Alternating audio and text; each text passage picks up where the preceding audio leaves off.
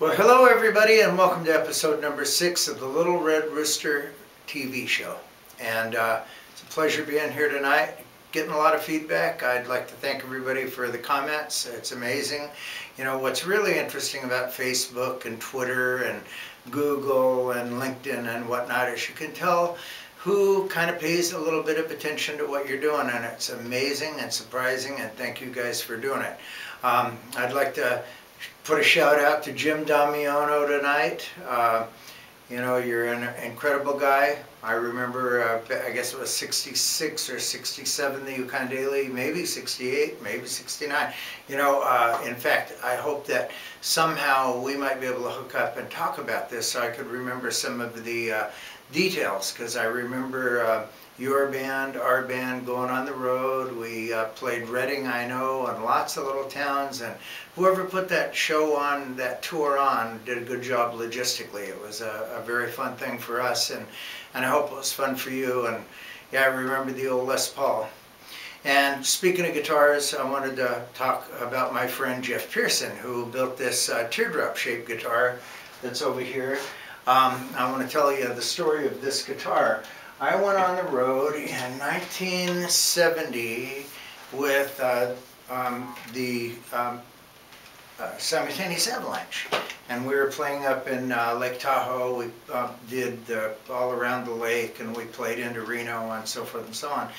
And we were playing at the Outside Inn in Tahoe City. I think it was the Outside Inn, and all of our equipment was stolen. And I used to play a Vox teardrop shaped guitar from the same era as this Phantom bass. It had Gibson humbucking pickups, and it had a real Bigsby vibrato. I would replace the Vox components with that. Well, that got stolen, and all of my musical career, I mean, you know, many things got stolen in that. Some dual Showman amps, twin reverb amps, super reverb amps, Bandmaster cabins with Altec speakers, and all different kinds of things. But the idea was that I always missed the teardrop shaped guitar. And one of my best friends, Gary Cooper from Skips Music, we worked there from 1980 to 84 together, had the pieces to this guitar. My wife bought me the neck from Stuart McDonald, and I had bought the piece of mahogany wood that this is made out of. And Gary and I kind of chose the components that were going to go into it, and unfortunately Gary passed on before he could ever build it. My friend here in Lincoln, Jeff Pearson, who had a lot of experience putting guitars together, put it together. And the concept of it is, these are Gibson soapbark style pickups, but they're what they call P100s, which are a humbucking pickup underneath this cover. And then this component is off of a Kelly, and rather than the body being shaped the way the Vox was, we let the body be squared off, kind of like a Telecaster. So it's sort of like halfway in between being a Telecaster style kind of vibe, and a Gibson vibe, and a Vox vibe. I don't know what we would call this thing or anything, but I'm glad that it is here. And Jeff, who made a couple of comments about the site, thank you very much, and thank you for putting this guitar together, and I hope to see you soon in some of your other endeavors. All right, put this back. Anyway, so basically, lots of things have been happening.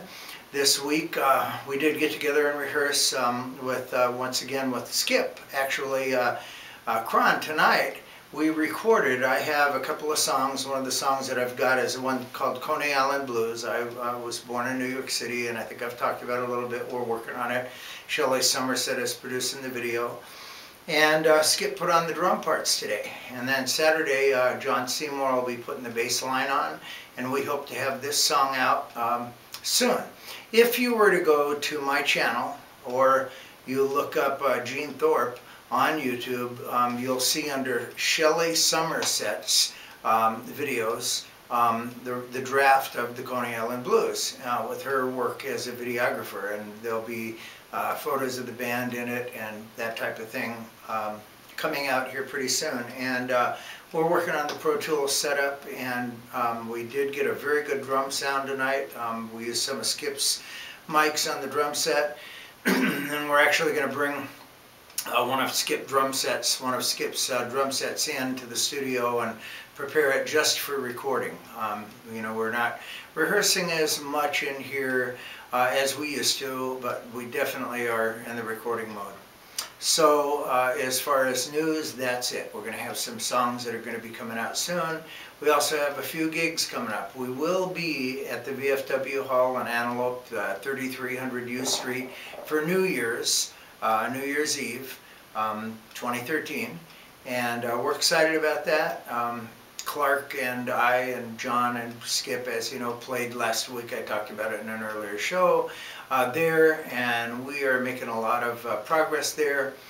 Kim's Country Kitchen, unfortunately, this coming Thursday, which will be Halloween in this week, will be the last Thursday night at Kim's Country Kitchen in Lincoln, and frankly, we are looking for a few new places to play.